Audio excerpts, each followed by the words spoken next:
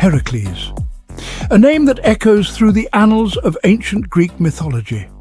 A name whispered in awe and reverence by the people of Greece. His feats were legendary, his strength unparalleled. A name that struck fear into the hearts of monsters and mythological creatures alike. His very presence was enough to send shivers down their spines. He was the son of Zeus, the mighty king of the gods, ruler of Mount Olympus. Born from the union of Zeus and the mortal woman Alcmene, Heracles was destined for greatness. But his life was no Olympian feast. Despite his divine heritage, Heracles faced trials and tribulations that would break lesser men. Hera, the queen of the gods and Zeus's wife, harbored a deep-seated hatred for Heracles. Her jealousy and wrath knew no bounds. She cursed him with madness, a madness so profound that it clouded his mind and drove him to the brink of insanity. In his madness, Heracles committed unspeakable acts. His rage was uncontrollable, his strength unstoppable. In a tragic fit of rage, he killed his own family, his beloved wife and children. The horror of his actions would haunt him forever. When he finally recovered from Hera's curse, the guilt and sorrow were unbearable. The weight of his sins crushed his spirit. He knew he had to atone for his sins, to seek redemption for the blood he had spilled. His journey for forgiveness began. He sought the oracle of Delphi, the most revered and wise priestess in all of Greece. Her words would guide him on his path to redemption. "What must I do?" he cried out in desperation, his voice echoing through the sacred temple. His plea was filled with anguish and remorse.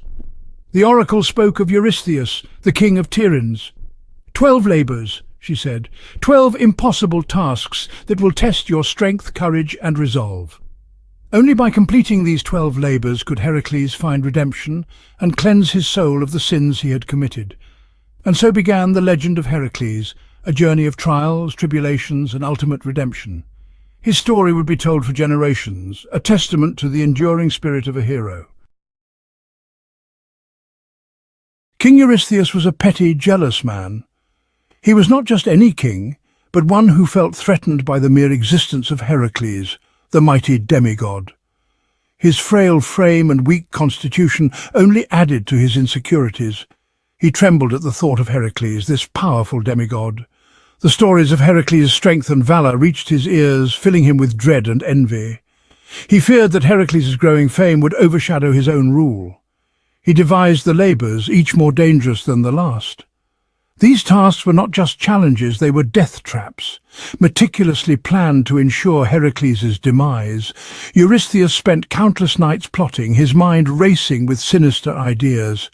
He hoped Heracles would fail. With every new labor, Eurystheus' hope grew. He imagined the day when news of Heracles' failure would reach him, bringing an end to his fears. He hoped Heracles would die. The thought of Heracles' death brought a twisted smile to his face. It was not just about failure, it was about eliminating the threat once and for all. "Go to Nemean," Eurystheus commanded. His voice, though frail, carried the weight of authority. He issued the decree with a sense of finality, believing this would be the end of Heracles. Slay the lion that terrorizes the land. This was no ordinary lion, it was a beast of legend, known for its invulnerable hide and unmatched ferocity. The Nemean lion had brought terror to the hearts of many. This was no ordinary beast, this was a monster. Its roar could be heard for miles, and its presence alone was enough to send shivers down the spines of the bravest warriors. But Heracles did not flinch. He embraced his fate. With unwavering determination, he set out on his journey, ready to face whatever challenges lay ahead. His heart was filled with courage, and his mind was focused on the task at hand. He would face the Nemean lion.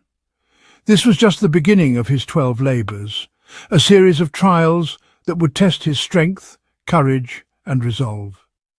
Heracles knew that his destiny was not just to survive, but to triumph. The Nemean lion was a beast of legend. Its roar shook the very mountains. It stalked the valleys, hungry for blood. Villages lived in fear. Their cattle were slaughtered. Their warriors were torn limb from limb. This was no ordinary lion. Its pelt was impenetrable. No sword could pierce it. No arrow could find its mark. The people whispered of Typhon, father of all monsters. They believed the Nemean lion was his offspring. Heracles journeyed to Nemean. He saw the lion's handiwork. He saw the fear in the eyes of the people. Their hope had withered, but Heracles brought a new hope, the hope of a hero. He studied the lion's tracks. He learned its habits. He knew he couldn't defeat it with brute force alone. He needed a plan, a clever plan, for what good was strength against an unbreakable hide?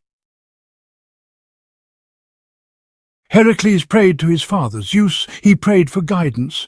He prayed for strength, and well, the gods answered. Hephaestus, the blacksmith god, gifted him a mighty club forged from the heart of a fallen star, unbreakable. Athena, goddess of wisdom, gave him her blessing and a shield, strong and light. Finally, Hermes, the messenger god, gifted him a sword sharper than any other. Now Heracles was ready. Section 6. A Hero's First Strike. Heracles found the lion's lair, a cave, dark and foul-smelling. He waited, then a roar, the ground trembled. The Nemean lion emerged. It charged. Heracles swung his club. The club struck the lion's head, a resounding clang, but the beast did not fall. It shook its head, dazed. Heracles attacked again and again. The lion's hide held strong. Heracles needed a new plan. Section 7. The lion's weakness revealed. Heracles dodged the lion's claws. He rolled out of the way as it pounced. He studied the beast. He noticed something. Its mouth, its only vulnerable spot. This was his chance.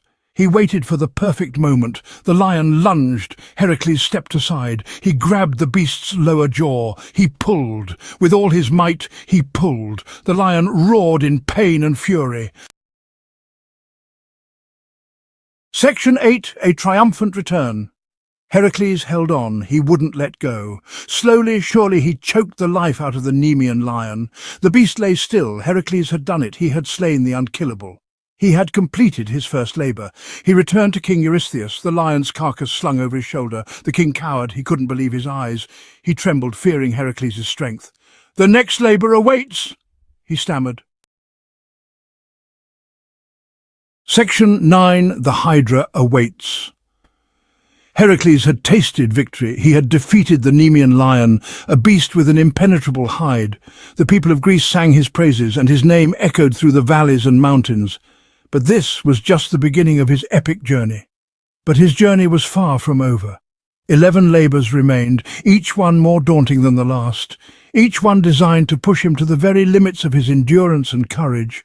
The path ahead was long and fraught with peril. 11 challenges to test his strength and his will. These were not mere tasks. They were trials that would define his legacy.